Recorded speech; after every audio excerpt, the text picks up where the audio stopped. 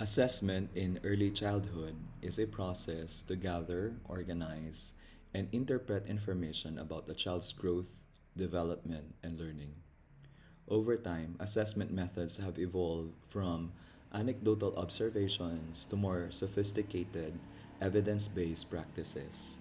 With this shift impacting global and local policies, including in the Philippines. The interest in studying children's development dates back to when childhood was recognized as a distinct stage of life. Early thinkers like Johann Pestalozzi, who documented his young son's development, and philosophers such as John Locke, Jean Jacques Rousseau, and Friedrich Froebel emphasized that education should meet children's individual needs. Rousseau's belief that human nature is good and should be nurtured through education shaped modern ideas about childhood, influencing both global and Philippine educational reforms. As scientific inquiry grew, observation became central to understanding human behavior. Ivan Pavlov's theory of conditioning and Alfred Binet's development of an intelligence scale brought a more quantitative approach to measuring cognitive development. These early tools laid the groundwork for contemporary assessment methods. In the early 20th century, the child study movement focused on systematic observation and measurement of children's development.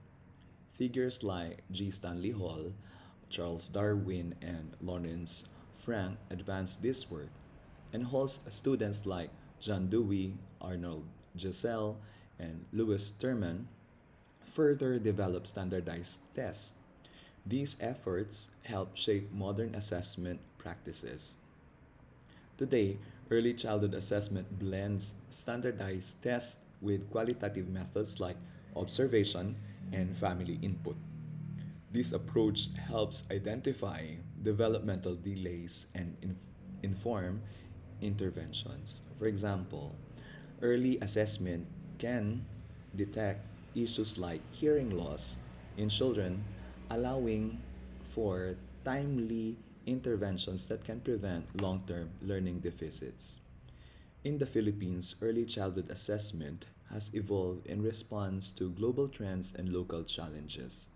The country's diverse cultural and linguistic landscape requires culturally responsive assessment methods.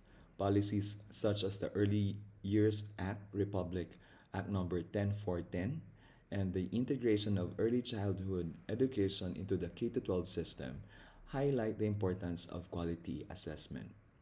Despite challenges like low preschool enrollment and disparities in access to early childhood education, local initiatives focus on comprehensive assessment systems.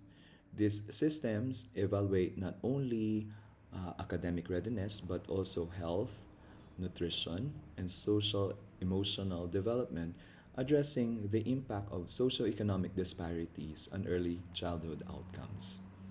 Educators in the Philippines are working to adapt global assessment tools to reflect the country's multilingual and multicultural context.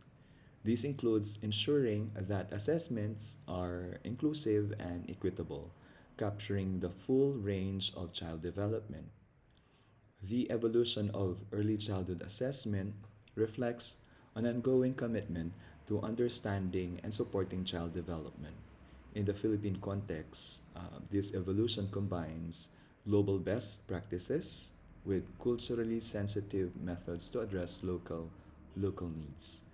As research and practices continue to improve, effective measurement remains, effective assessment remains a key factor in ensuring that every child receives the necessary support for a successful educational journey.